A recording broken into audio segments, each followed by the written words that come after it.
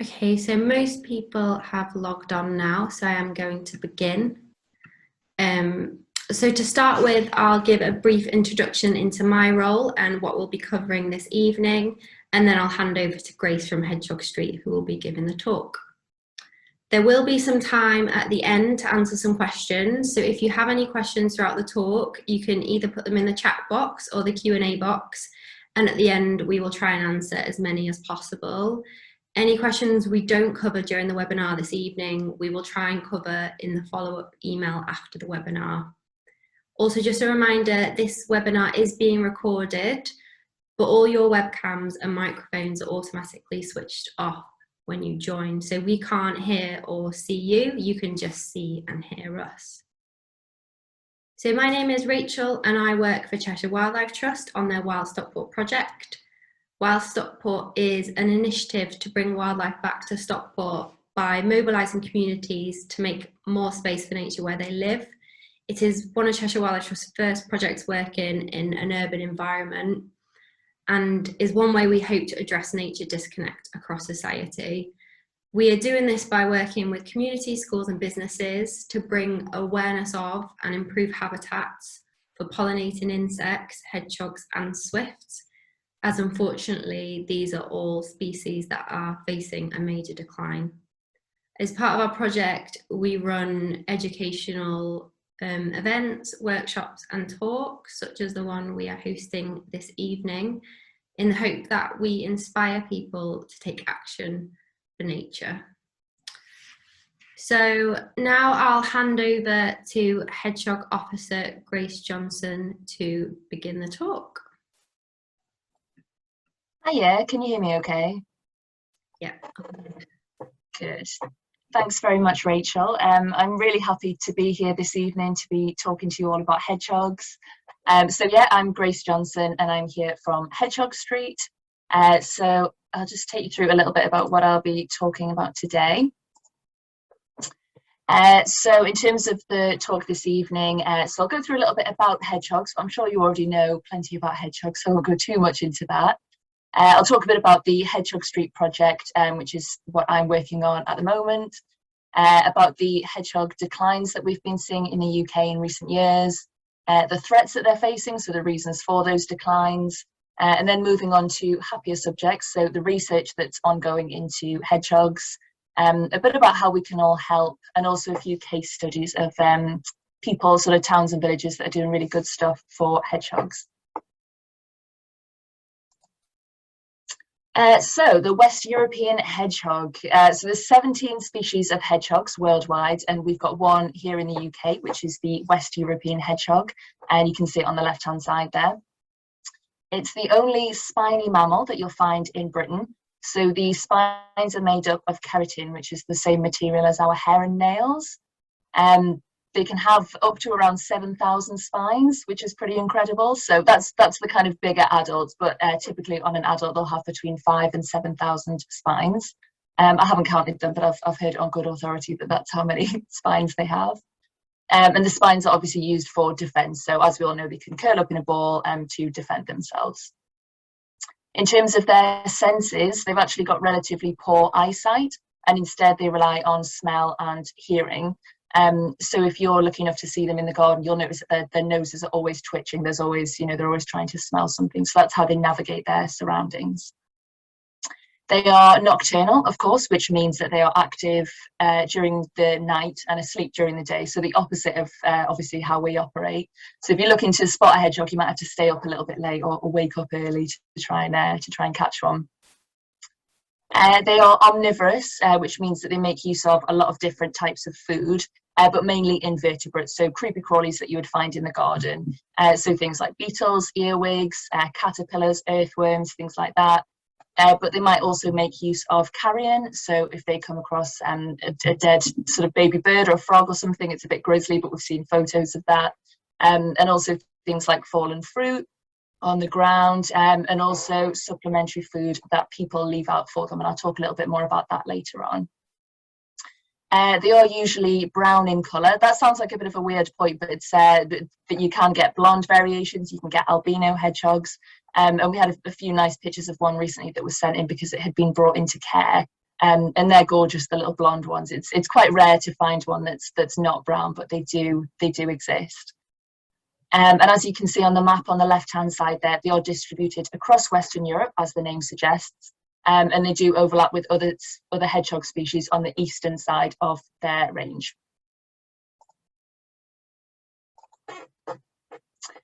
So I'll do a year in the life of a hedgehog, just so you can see what it is that they get up to, their kind of life cycle. So there's a lot of crossover between the seasons, but just as a general kind of rule of thumb, this is what's happening. So in the winter months, they do hibernate. So typically we say from kind of November until around March, but it really does depend on the weather conditions and also the health and general body condition of the hedgehog. So during hibernation, they'll have a couple of really sturdy hibernation nests that they'll swap between, and that really keeps them safe while they're, basically shutting down all of their bodily functions and just trying to wait until spring when conditions improve. They do wake up periodically to feed and to swap nests, and they do this especially when the weather's quite mild. And anecdotally, we're actually hearing a lot more of hedgehogs that just aren't hibernating at all.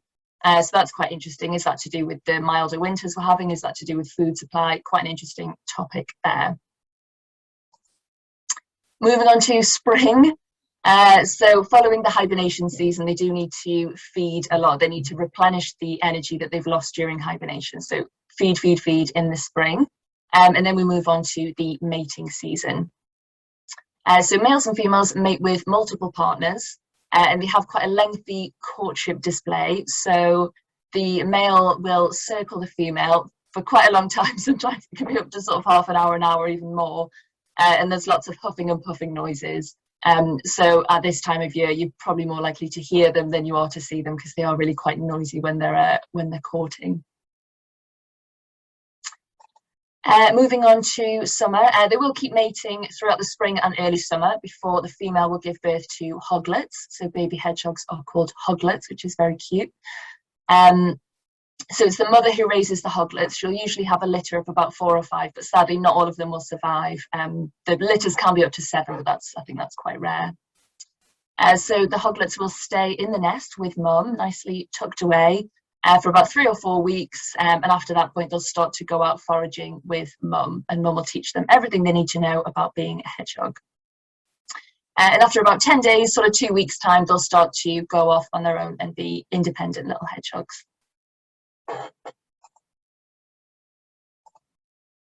And finally, autumn. So it goes back into hibernation. So at this time of year, they would be preparing for hibernation. So building these sturdy hibernation nests or hibernacula, and eating lots as well. So trying to build up those fat reserves to allow them to last through the winter. They can sometimes have a second litter of hoglets in the autumn, but these ones tend to be quite small, and a lot of the time they're not big enough to actually last through hibernation. So if you do see any small hedgehogs in the autumn, certainly at this time of year, sort of November time, if you see any really small ones, it's worth seeking advice from the British Hedgehog Preservation Society, because it might be that it needs to go to a carer. And then just here's a few nice pictures of hoglets, just because they're really cute and I thought it would be nice to include. So the ones at the top left and the top middle, they're ones that have sadly been brought into care. They were orphaned and they've brought in. Luckily they were found though, and they've been brought in. And the other ones are the sort of larger ones that you tend to find either out foraging with mum, as you can see in the bottom left there, or just out on their own, being independent.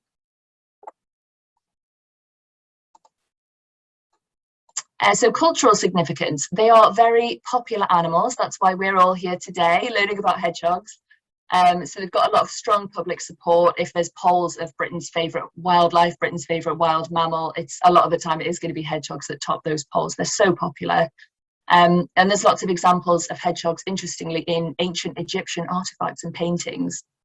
So the ones that's featured on the left-hand side there. So that would typically be the long-eared hedgehog rather than our own Western European hedgehog. And it just shows that they've been important to people for thousands of years. They've been part of our culture. The next picture along there is, of course, Mrs. Tiggy Winkle.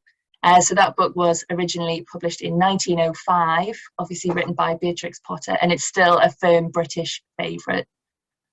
And then moving along there, I've got some pictures of Christmas cards, but as I'm sure you all know, hedgehogs are on everything at the minute. I feel like they're just the creature of the moment. So you go out and you see them on cushions, mugs, stationery, whatever it is. And I feel like as a hedgehog officer, I've been given all things under the sun with hedgehogs on, and I'm fully expecting more of the same this Christmas, which is great.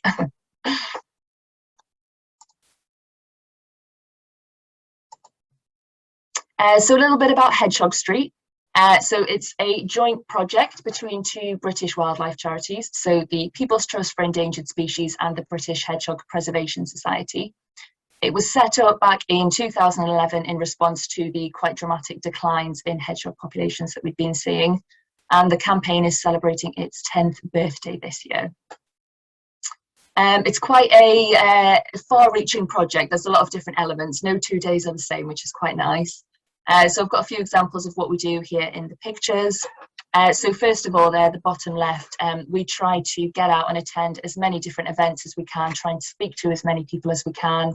Obviously, there's not been a lot of that over the last couple of years, but you know, hopefully now we can start getting back out again.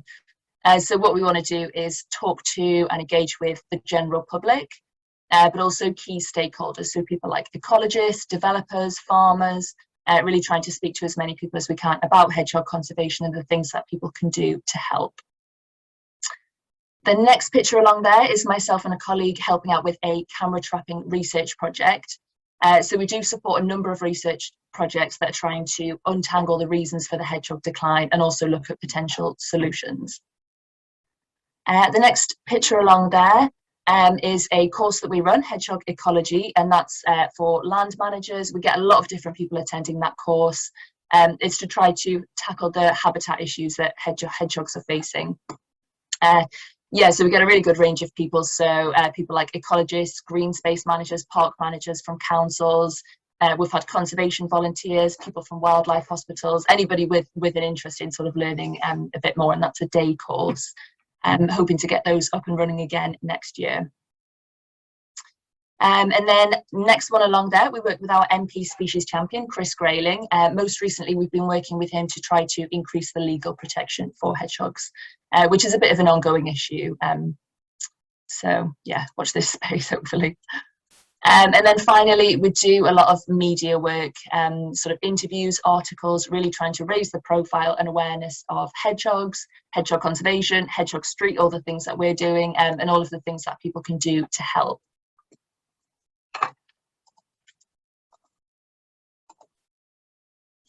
So we now have over 100,000 registered hedgehog champions, which we're really proud of, and we reached that in our 10th year, our 10th anniversary, which we're really happy with.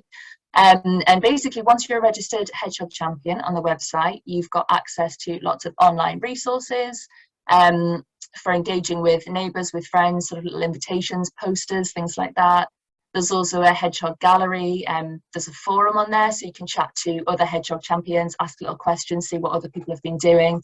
And there's a monthly e-newsletter just to update you on all things hedgehog and the things that you can do to help at different times of year.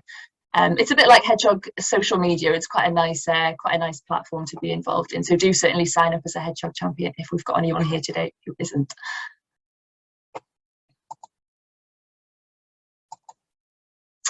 We recently ran the Hedgehog Street Bake Off. So that was, it tied in quite nicely with the Great British Bake Off, but really it was to celebrate our 10th birthday. So we asked our hedgehog champions to bake hedgehog cakes. And as you can see on the left-hand side there, we had some really beautiful cakes, and then we had some that were a little bit more, I think we called them quirky cakes, some that are a little bit more unorthodox. But it was actually very exciting because we had a celebrity judge, which was Kim Joy from the Great British Bake Off. So she was a finalist in 2018, I believe. So she judged the winning cake. We need a drum roll sound effect here. So the winner, you might have seen it on social media. So the winner was this one, or these ones. So this was by a hedgehog champion named Izzy Cooper. And what Kim Joy liked was obviously that you've got a bit of a mummy and daddy hedgehog, and then the little hoglets in the background, which are very sweet. Another important element of the project is the big hedgehog map. So that allows us to collect hedgehog distribution data across the UK. It unfortunately can't give us numbers because it's not a standardised method. They're quite ad hoc records. But we ask members of the public to submit records of live hedgehogs. So if you've seen one obviously out and about happily in the garden, but it's also really important to collect records of dead and roadkill hedgehogs because they help, even though they're dead, they do help us understand where hedgehogs are and their distribution. And we've currently got over 130,000 records, which is fantastic. And that is biological data, and we share that with the NBN Atlas, as well as lots of local biological record centres. And we also share that with researchers as well. If any researchers are doing sort of mapping exercises, and we can share data with them as well.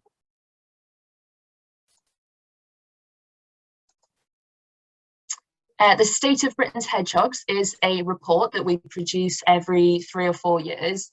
So we use data from lots of different sources and surveys. We've got data in the upcoming one from RSPB, BTO, really trying to look at population trends and really just understand how hedgehogs are doing. So if you've been to any of the hedgehog talks or seen anything online, the numbers that we generally sort of bandy about are that we've lost 50% in rural areas and 30% in urban areas since millennium. And we are currently putting together the next report. That's going to be the State of Britain's Hedgehogs 2022, hoping to publish that early next year. So yeah, certainly watch this space. We'll be putting that all over social media. There'll be a press release. We're going to make a big splash about it, and yeah, just raise awareness of hedgehogs and how they're doing. So do certainly keep an eye out for that. So threats to hedgehogs, so the reasons for those declines. We've got a few of the reasons here. So the first one is agricultural intensification. This is a process that's been going on for several decades, and what we seem to have nowadays is large monoculture fields. There's often pesticides used, really trying to maximise the output of the land. But sadly, this does limit the amount of insect food available for hedgehogs and also the amount of shelter for them. It's also estimated that we've lost 50% of hedgerows since the Second World War. So as the name suggests, obviously hedgerows are really important habitat for hedgehogs, as well as a lot of other wildlife.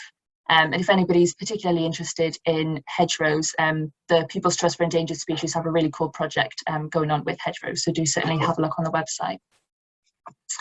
The next one along there is habitat loss. Again, that links to the massive loss of hedgerows, but also there's more and more development, land use change. There's less suitably wild and diverse areas for hedgehogs to thrive in. And that links in with habitat fragmentation. So even when there are pockets of suitable habitats, that might be wildlife friendly gardens, parks where there are hedgerows left, these are often broken up. You know, you've got roads, buildings, walls, so hedgehogs can't move freely around their environment, and they can't access this potentially suitable habitat. The next one along there is roadkill. Arguably this is quite a major threat to hedgehogs, and it's something that we're still investigating, and there's some ongoing research on roadkill, which I'll talk about in a moment. Next along there we have predation, specifically badger predation. So the main natural predator of hedgehogs in the UK is the badger. But it's really important to bear in mind that, well, so first of all, hedgehogs do often avoid areas where badgers are residing, but it is a completely natural predator-prey interaction. They've been coexisting for thousands of years. The two species can thrive alongside each other where there's suitable prey, where there's enough insect prey for both species. They can live alongside each other quite happily. And it's also important to bear in mind that hedgehogs are also declining in areas that are characterised by low badger numbers. So that tells us that it's not a major factor in the decline of hedgehogs. There's obviously a lot of things at play. And finally, we have garden hazards. So we've got a few pictures of those along the bottom. So netting, fences and things, sort of that kind of wire. Obviously, with all of their spines, all of their prickles, hedgehogs are a bit of a tangle risk, and sadly they can't get tangled in things. Another one is bonfires. Obviously, we had bonfire night a couple of weeks ago. We really try to raise awareness as much as we can. You know, check the bonfires, move them on the day that you're burning them, because obviously that can be really, really hazardous for hedgehogs. Chemicals as well. You know, if you're going to put chemicals in the garden, that's potentially going to reduce the amount of insects, the creepy crawlies that hedgehogs eat. And finally, you've got strimmers. So sadly, strimmers and lawnmowers can cause injury and death to hedgehogs. And there's hundreds of fantastic hedgehog carers all around the UK, and every summer they report all these awful injuries to hedgehogs, and it's just something that's so avoidable, and no one's doing it deliberately, but we just really need to raise awareness. You know, if you're doing something like this, please just check the area.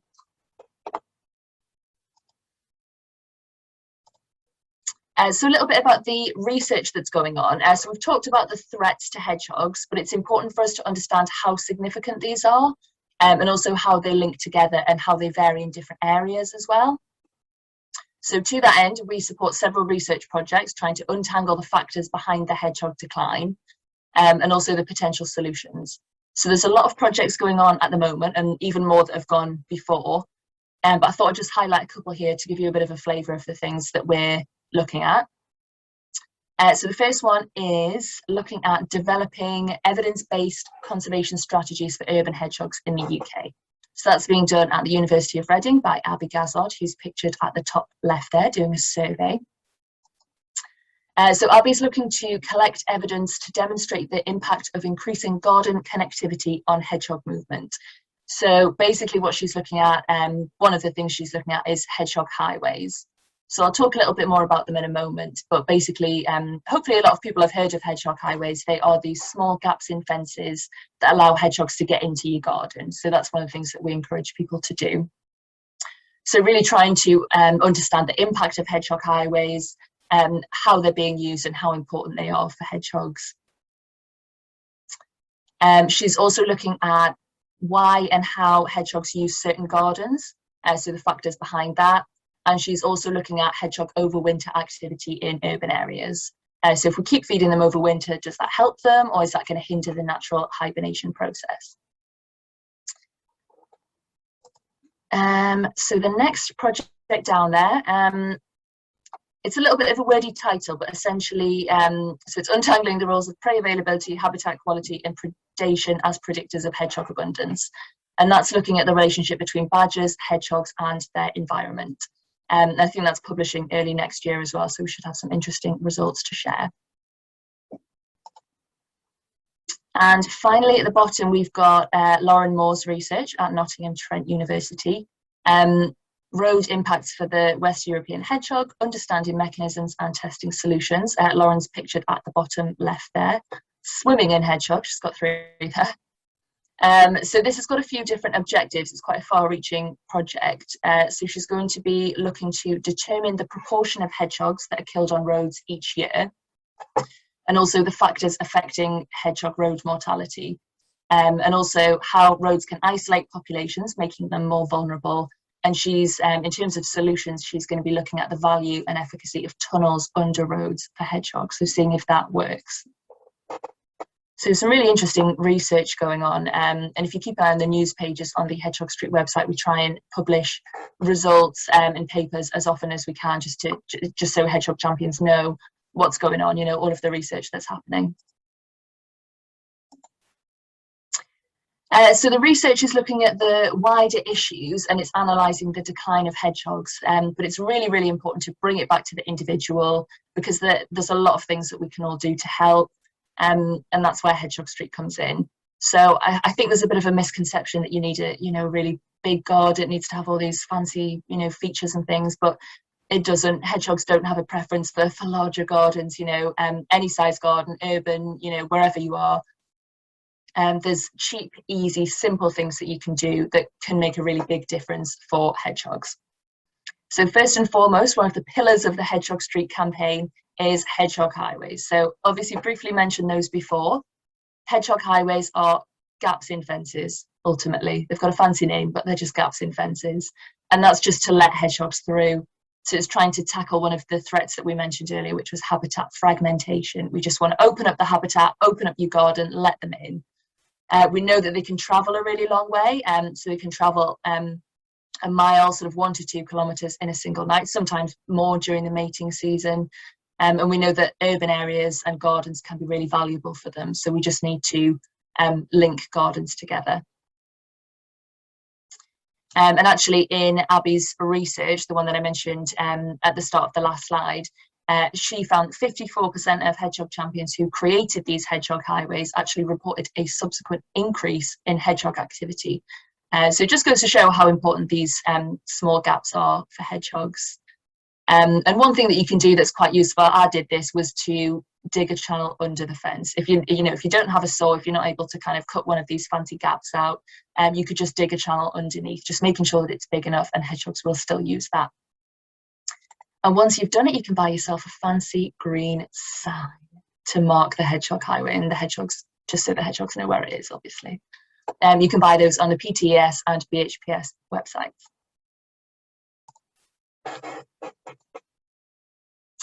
So next up here we have trying to reduce hazards in the garden. So a few of these we mentioned before under threats. So it's really important to make ponds safe.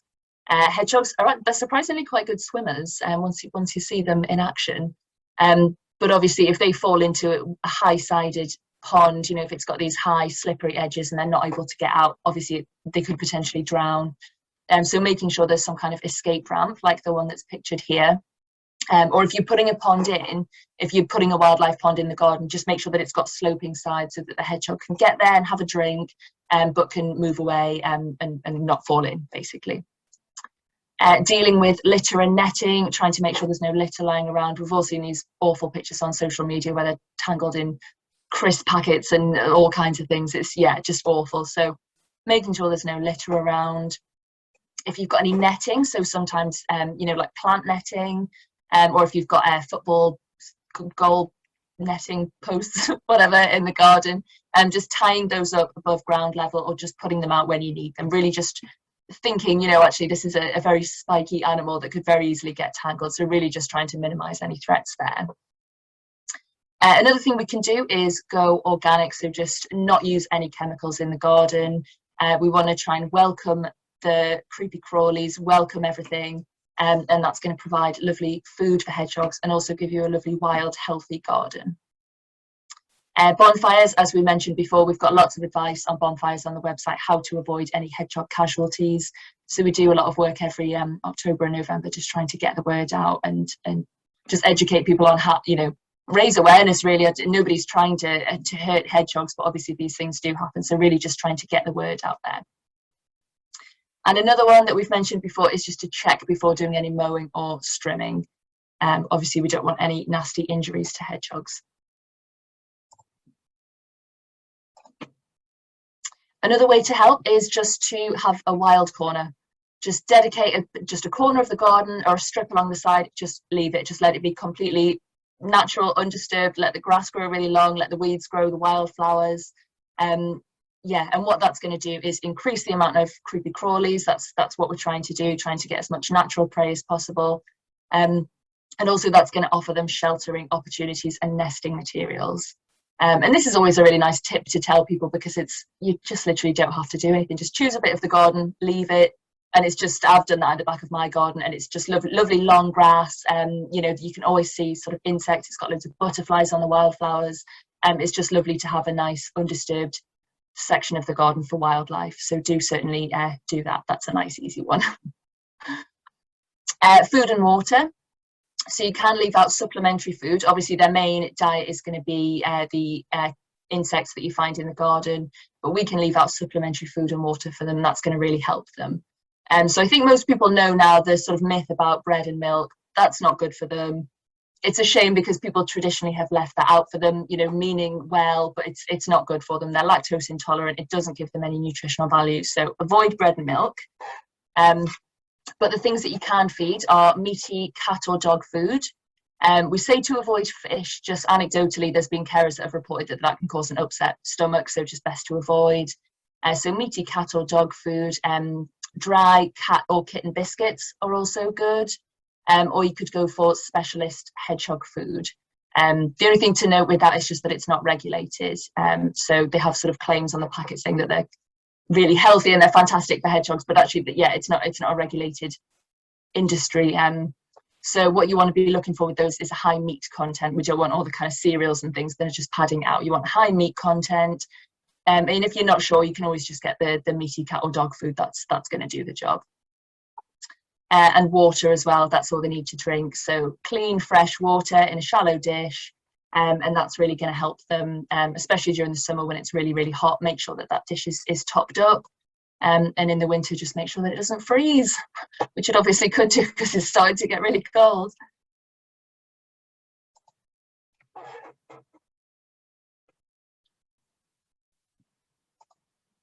And then we've got a nice video here that I'm hoping is going to play. I don't know if you can hear it, but basically that's just a nice video of hedgehogs feeding. So if you put some food out in the garden, you know, you're going to encourage hedgehogs, and you might, this could be you watching them, could be you. And also it's important to note that you can put together a feeding station, because obviously if you're going to put cat food in the garden, you're probably going to get cats coming to eat it and foxes and things. So we've got advice on the website for making a feeding station, which is just one of those upturned plastic boxes that you put under the bed, cut a little gap out for hedgehogs. And that's just going to mean that hedgehogs can get in, but it's going to keep out anything else that might try and pinch your food.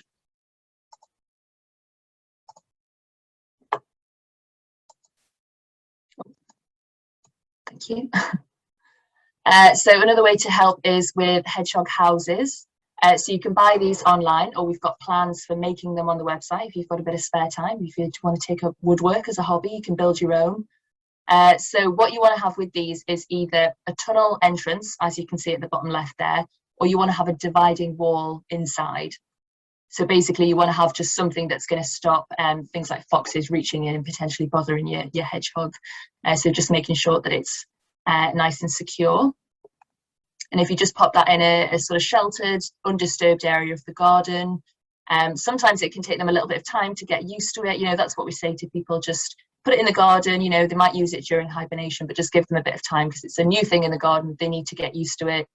But then some people get in touch and say they put one in the garden and they had a hedgehog in that same night. So yeah, they do use them. And we've got a few pictures here just of them in use. You know, they do use these hedgehog houses. So that's a really nice thing that you can do in the garden. And then you can decorate them as well. So I love that one at the top, the Hogwarts house. So once you've got your hedgehog house, you can do a little bit of decoration, a bit of interior design or exterior design. So we've got another video here, just this is a nice one of this is a hedgehog trying to get into a hedgehog house. Oh, hang on. There we go. So it's thinking, how do I get in? How do I get in?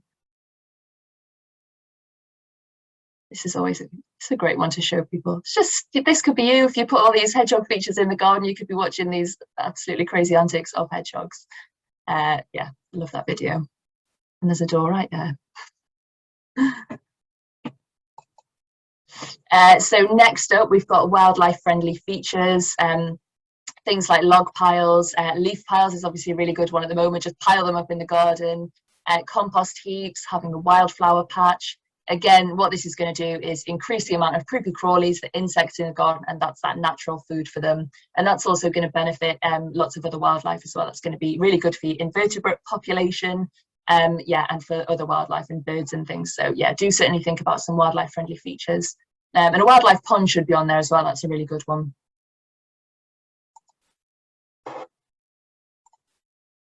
And finally, just spreading the word. Obviously, do all these things in the garden, make these small changes for hedgehogs, and then let people know.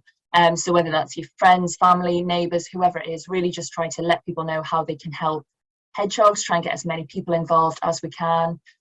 So once you're a hedgehog champion, you've got access to lots of advice, resources for engaging with your local community. We can send out top tips leaflets, which are really good just for popping through doors so people know how they can help hedgehogs. And we really try to support local projects. So we've obviously been in touch with Cheshire Wildlife Trust, their fantastic project, but also just smaller. If you're just thinking, actually, I want to post some leaflets along my street, do certainly get in touch and we can help you out with that. Trying to facilitate getting the Hedgehog Street message out there. So a couple of case studies now. So groups that are doing good things for hedgehogs. So first up, we've got Kirtlington in Oxfordshire. So that's a community project that's being run by the Kirtlington Wildlife and Conservation Society. And they don't just have a hedgehog highway, they've got a super highway. So they've managed to link up over 60 gardens in the village, and that includes the village pub, the church and the school. They've used footprint tracking tunnels, which are really cool to pop in the garden. If you search that on the website, you can find a bit more information about those. And they've also used camera traps. Again, trail cameras are really good to pop in the garden. They've used those to monitor the activity of hedgehogs in the village. And they also do nature walks and talks for local residents. One of the challenges that they've had to overcome in Kirtlington is ground level changes between gardens. So you've got one garden that's going to be sort of a foot or two lower than the garden next to it. So we've got a picture on the right hand side there. So they've been quite creative with what they've done there. In this particular circumstance, they've got a ground level change of probably about a foot and a half, and they've put a stairway in so that the hedgehog can so they can sort of pass between gardens. And I don't know if you can see on the bottom picture there, but there is actually a hedgehog using that, which is fantastic. So one of the ground level changes between gardens was actually quite high. This was a couple of feet.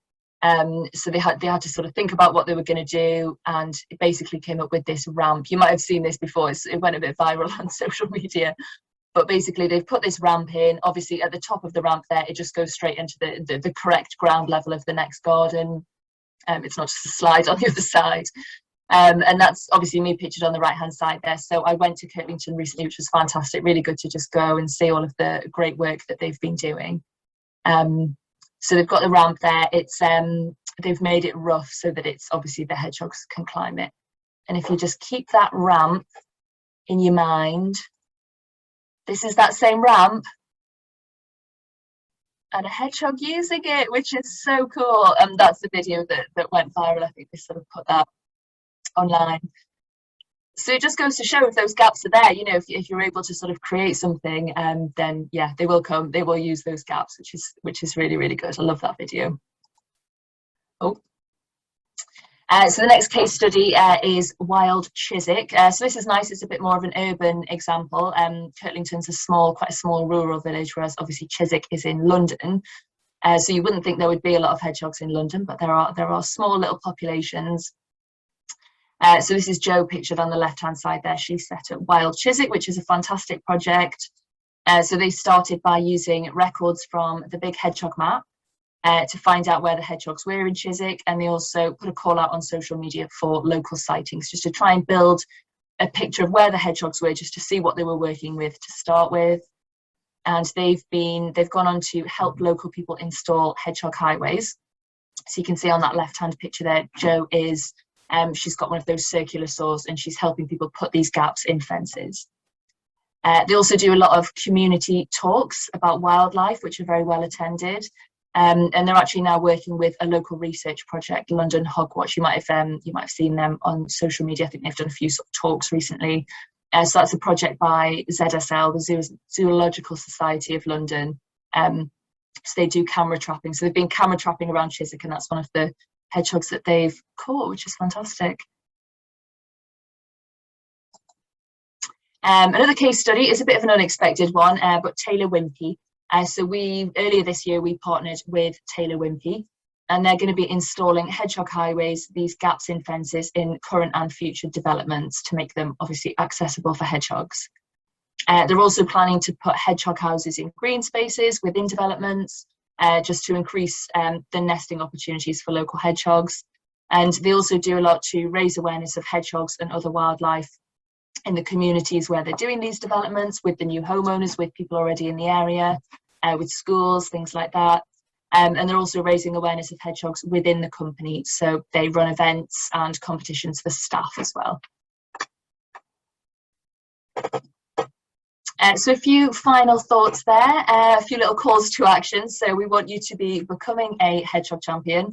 So if you head over to hedgehogstreet.org, you can sign up to be a hedgehog champion. It's free and you get access to lots of things. But also just Hedgehog Street generally has a lot of information and advice, a bit more detail on the ways that you can help hedgehogs. Make your garden accessible, make it hedgehog friendly, and map any sightings. Even if you've seen a hedgehog a couple of years ago, you know, you can put the date in of the sighting. So please do just let us know where you've seen them and when. And then, yeah, if you've got anything else, any other burning questions, you can contact me via hedgehogs@ptes.org. And I should say as well, I should have said earlier, all of the pictures and fantastic videos in this presentation have come in from Hedgehog Champions. Yeah, so just a big thank you.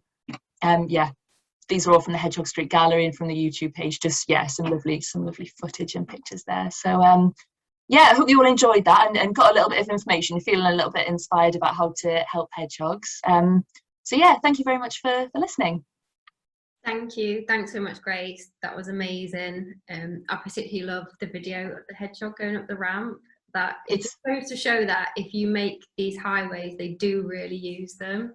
Yeah, you wouldn't have thought that one. It sort of doesn't look like a hedgehog would use it, but they did. It's fantastic. Yeah, it's also great to hear about all the different ways we can do our bit in our own gardens. And like you said, a lot of the things we do in our own gardens, they don't just help hedgehogs, but they also help a wide range of other wildlife that are in your garden. So that's really great.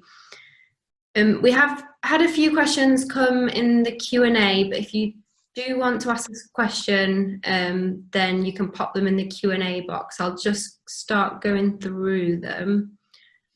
The first one is, how old did you say hedgehogs are when they go out independently? So they stay in the nest for 3 or 4 weeks because they're born and they don't sort of open their eyes for sort of 10 or 11 days. So they're in the nest for about 3 or 4 weeks, with mum sort of coming and they're suckling from mum, and then after about 3 or 4 weeks they'll start heading out on foraging trips with mum. Amazing. Someone's also asked, how do you report sightings? But I think you just covered that in your last slide. So it's on your hedgehog map, isn't it? Yes, so I think if you just put hedgehog map in Google, or it's bighedgehogmap.org, and yeah, it just asks for a few bits of information about where you are. You can sort of drop a little pin on the map to show where you've actually seen the hedgehog. And yeah, that's a really, really valuable thing to do. That data it's used as biological data, it's passed on to record centres, it's used by research. It really does help us get a picture of what's happening all over the UK. So please do log those hedgehogs. Amazing. Another question, are there any plants or shrubs we should be looking to plant that are hedgehog friendly? Just go for a bit of variety in the garden, I would say. So nice kind of low dense shrubs, things like hebes are quite good.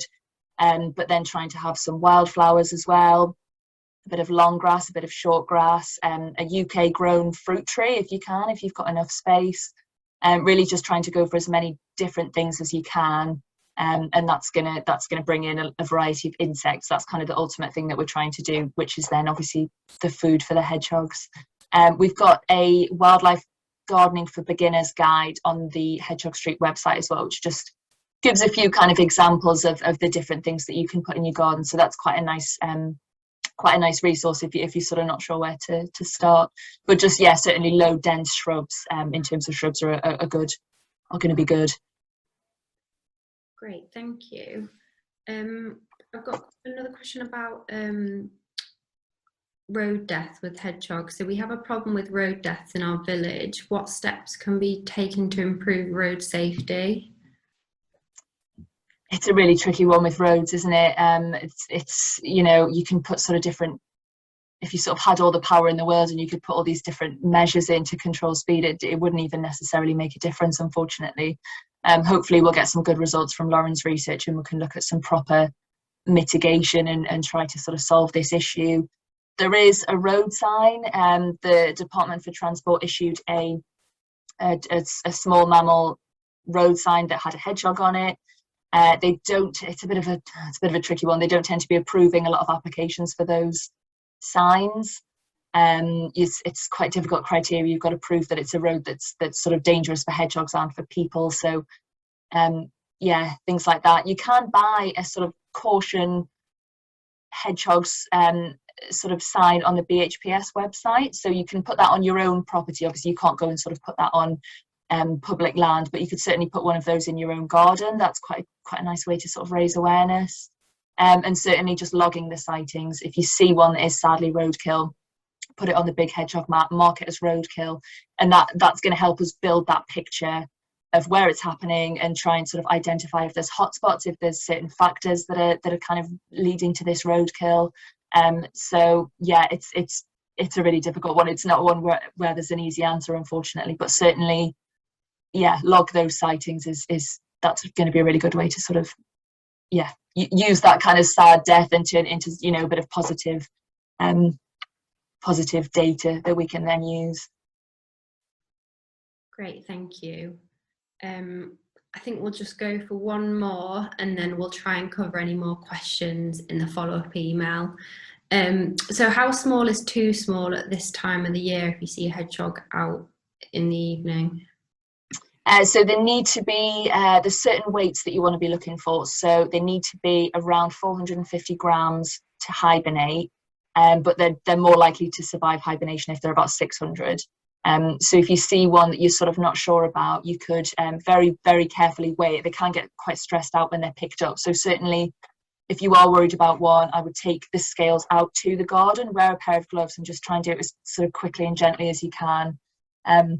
And if you've got one that's less than 450 grams, it's a good idea to contact the British Hedgehog Preservation Society. They can give you a bit of advice, hopefully put you in touch with a local carer that it can be taken to. And if you find any of those really little ones, we're still getting emails about hoglets that are sort of 200, 250 grams. They're really small. They're very unlikely to make it through the winter. So do certainly take those ones in and try and get them to a wildlife rescue, a hedgehog carer. There's hedgehog carers all over the UK doing fantastic stuff. So hopefully you can get in touch with one. A lot of the time, I think they overwinter the really small ones. They try and just look after them, build up their sort of, you know, their reserves of fat, and then release them in the spring. So yeah. Thanks, Grace. Thank you for that. So I think that's all we have time for this evening. We will cover some more questions in our follow-up email, and we will also send links to Hedgehog Street and also the Wild Stockport project, which is a project I'm working on. Thanks again, Grace, for presenting such an interesting talk this evening, and thank you all for attending and giving your time to learn more about hedgehogs. I hope you all enjoy the rest of your evening, and do get in touch with us if you've been inspired to make your outdoor space more hedgehog friendly. Thank you very much. Thank you. Thanks, everyone.